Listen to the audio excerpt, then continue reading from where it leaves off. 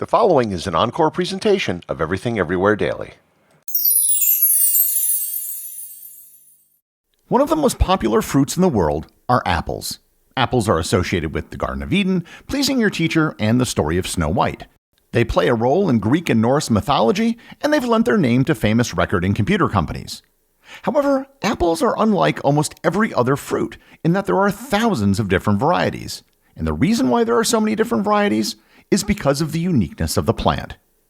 Learn more about apples, where they came from, and how they've been used in history on this episode of Everything Everywhere Daily.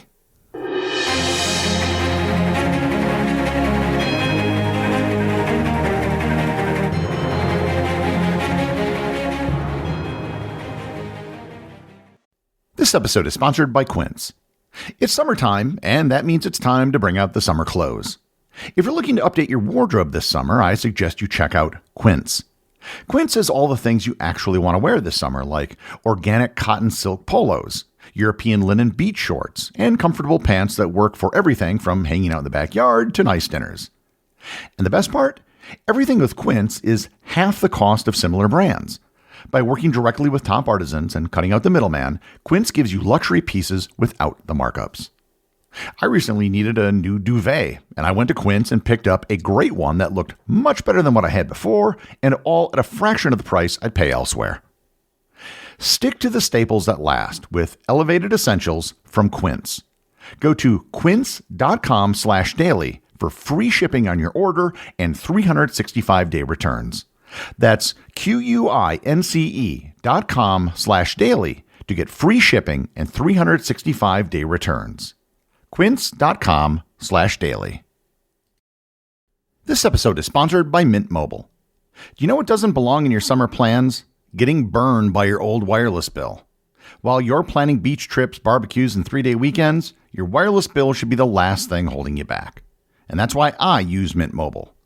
With plans starting at $15 a month, Mint Mobile gives you premium wireless service on the nation's largest 5G network. The coverage and speeds you're used to, but just less money. So while your friends are sweating over data usages and surprise charges, you'll be chilling, literally and financially. With Mint Mobile, you can use your same phone number, and contact list, and even connect to the exact same towers and cellular networks. The only difference is the price. This year, skip breaking a sweat and breaking the bank. Get your summer savings and shop premium wireless plans at mintmobile.com/EED. That's mintmobile.com/EED. Upfront payment of $45 for 3-month 5GB plan required, equivalent to $15 a month. New customer offer for first 3 months only, then full price plan options available. Taxes and fees extra. See Mint Mobile for details. Apples are one of the most popular fruits in the world. They are grown on every continent except Antarctica and consumed in a wide variety of ways. However, apples are unlike other fruits. For example, if you remember back to my episode on the subject, there's really only one type of banana that's commonly sold in the world, the Cavendish banana. However, there are thousands of different types of apples. Red Delicious, Granny Smith, Gala, Fuji, Honeycrisp, and Macintosh are just a few of the many varieties of apples. So, why are there so many different types of apples? And perhaps more importantly, where exactly do apples come from? All of the modern varieties of apples come from a single species of plant known as Malus sieversii. The Malus sieversii is found in the western part of the Tian Shan Mountains in Central Asia, and they are primarily found in the modern countries of Kazakhstan and Kyrgyzstan. The Malus sieversii still exists today, although it's considered to be an endangered species. If you saw a Malus sieversii, you probably wouldn't think much of it. The fruit that it bears is much smaller than most modern apple varietals, and it's similar to a large crab apple. And this is the case with almost all domesticated plants. Whether it's corn, bananas, or cruciferous vegetables, the plants from which modern versions are originated are often quite different than the ones you see today. The domestication of apples began perhaps as early as 10,000 years ago in Central Asia. As people began settling down and engaging in agriculture, they cultivated apples as a source of food. Most importantly, they began to select apples based on their quality, such as size and sweetness. Malus sieversii had the good fortune of having originated near the Silk Road, which was the vehicle by which it spread throughout the world. They spread east into China and west into Europe and the Middle East. Most of the modern varieties of apples that we know today come from the westward expansion, not the eastward expansion into China. There is evidence of some type of apple in northern Italy as far back as 6,000 years ago, and in the Middle East as late as 5,000 years ago. Apples became an important foodstuff in many countries, and there were legends and stories in ancient Greece and Egypt that mention apples. The golden apples of the Hesperides were considered to bring immortality, and Paris awarded a golden apple to Aphrodite, leading to the events of the Trojan War. In Norse mythology, apples were believed to keep the gods youthful. The goddess Idun was the keeper of the apples of youth for the gods. The Romans significantly advanced apple cultivation. As much as I mentioned the Romans regarding the origin of cultural things like the calendar, they really weren't very good at technical innovation. But the one area where they excelled was agriculture. The Romans developed grafting techniques which allowed particular varietals of apples to propagate. This is as good a point as any to explain why the grafting techniques developed by the Romans were so important to the growing of apples. Apples are what's known in biology as extreme heterozygotes. Extreme heterozygotes refer to organisms that possess a high level of genetic diversity within their own genotype. That means that an apple tree that grows from a seed may very well produce fruit that is very different than the tree it came from. This is an evolutionary strategy that allows apples to adapt to different environmental conditions. Because the seeds will create a diversity of different trees, the odds that some of the trees will produce plants that will survive are quite high. From a human cultivation standpoint, extreme heterozygosity is a double-edged sword. On the one hand, it's very easy to create new varieties of apples. Literally all you have to do is plant seeds from one apple tree and you will probably develop something that is different. On the other hand, if you create a variety of apples that you really like and want to keep on producing them, you can't just take the seeds from those apples to make more of the same tree. The only way you can do that is by grafting parts of an apple tree to the base of some other tree. What this means, for example, is that there was only one time that a Macintosh apple was grown from a seed. Every other Macintosh apple tree that exists in the world today was propagated from a graft of that original tree. And that is why there are so many different types of apples. The nature of apple trees is to create different varieties all the time. Whereas in other plants, you have to go out of your way to crossbreed them or select particular traits. With apples, you have to go out of your way to stop it from happening. Throughout the Middle Ages, apples were grown throughout Europe. Monasteries with orchards became centers of apple cultivation. Because apples created new varietals all the time, it was common for towns or regions to have their own type of apple. The type of apples grown in one village may be very different than those grown just a few miles away. It was very common for farmers or neighbors to just swap grafts of apples that they made, which is how local varietals developed. And due to the extreme heterozygosity of apples, it was possible to find apple varieties that could grow in a wide variety of climates. One of the biggest developments in the history of apples took place in the 17th and 18th centuries when they were brought to North America.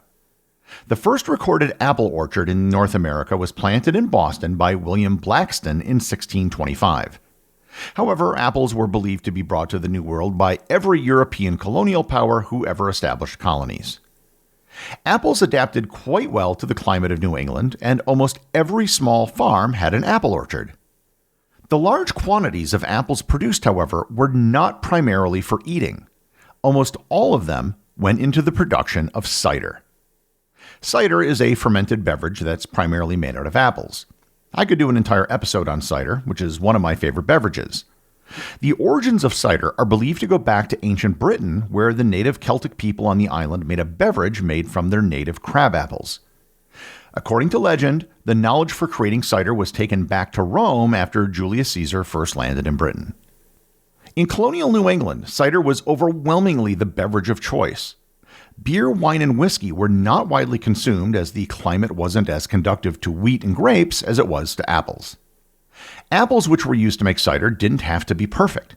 They could be bruised and even a bit eaten by insects because the juice was all that mattered. Apples could be harvested later in the season as well after other crops were harvested. As America moved westward, apples went with settlers. And one of the biggest promoters of apples was a man by the name of John Chapman, who you probably know better as Johnny Appleseed. Chapman was born in 1774 in Massachusetts. His family moved west to Ohio, where he worked in a nursery in 1800 at the age of 26. From there, he set out to create nurseries for apple trees around the Midwest. The popular image of Johnny Appleseed is of him spreading apple seeds randomly from a bag. This is not what he did. He would go and start nurseries in different communities, growing young apple trees, which would then be sold to local farmers. He would often find a partner in the community, get him started, and then split the profits with him. He did, however, start most of his trees in his nurseries from seeds rather than from grafting. He would often get his apple seeds in bulk from cider mills. He often went barefoot and dressed like a pauper, but he actually became quite wealthy from his business dealings. What is often lost in the Johnny Appleseed story is that he was spreading apple trees so they could be used to make alcohol. As I mentioned before, apples are extremely heterozygotic, so you can probably guess what happened when seeds became the primary propagation mechanism. By the late 19th century, there were over 17,500 named varieties of apples in just the United States. Many people in the temperance movement targeted apples as they were a major source of alcohol. They encouraged farmers to burn down their apple trees so they couldn't be used for booze. Today, there aren't nearly as many varieties of apples. Most of the varieties have been lost, but that being said, most of them probably weren't very good. The varieties that survived were those that were of high enough quality to be grafted so their lines could continue. The important role that apples have played throughout history can be seen in the stories and fables that involve apples. In the fairy tale Snow White by the Brothers Grimm, a poisoned apple is given by the evil queen to Snow White that causes her to fall into a deep sleep from which a prince will eventually awaken her. In Switzerland, the folk hero William Tell is forced to shoot an apple off of his son's head with a crossbow as a test in his skill of archery, symbolizing his resistance to tyranny. In depictions of the book of Genesis in the Bible, Adam and Eve are often portrayed as eating an apple, which gets them evicted from the Garden of Eden. In reality, the Bible does not mention an apple, only a fruit known as the knowledge of good and evil. Legend has it that Isaac Newton developed his theory of gravity when he was hit in the head by a falling apple from a tree, and there is absolutely no evidence to suggest that this is true. Apple pie has become synonymous with the United States. However, the first mention of apple pie actually dates back to 14th century England, and apple pies were being produced all over Europe wherever apples were grown, well before any Europeans ever stepped foot in the Americas. The word apple comes from the Old English word apel, and up until the 17th century, the word apple in English referred generically to all fruits and nuts. Fixation with apples has continued well into the 20th century. When the Beatles created a company for their musical endeavors, they called it Encore. And of course, one of the largest computer companies in the world named itself after apples. Apple production has become big business. As of 2022, 95.8 million tons of apples were produced globally. The largest apple-producing country in the world, by far, with slightly over 50% of all apple production, is China. In second place, with only 10% of the production of China, is Turkey, followed by the United States. Due to improved storage, transportation, and preservation techniques, most apples today are produced for direct consumption, not for cider. And one of the techniques used for storage and transportation is low oxygen environments. If you've ever bitten into an apple and noticed how it turned brown rather quickly, this is due to oxidation. Apples have been an important crop for centuries. Perhaps not as a staple like wheat or rice, but probably as important as grapes, if not more so, because of the different climates that apples can be grown in. Despite there being thousands of different types of apples, and probably tens of thousands more that have disappeared over time, we owe it all to a tree that came from the mountains of Central Asia. The executive producer of Everything Everywhere Daily is Charles Daniel. The associate producers are Austin Oakton and Cameron Kiefer. I want to thank everyone who supports the show over on Patreon. Your support helps make this podcast possible. I'd also like to thank all the members of the Everything Everywhere community who are active on the Facebook group and the Discord server. If you'd like to join in the discussion, there are links to both in the show notes. And as always, If you leave a review or send me a boostagram, you too can have it read on the show. Do you like apples? Yeah. Well, I got a number. How do you like them apples?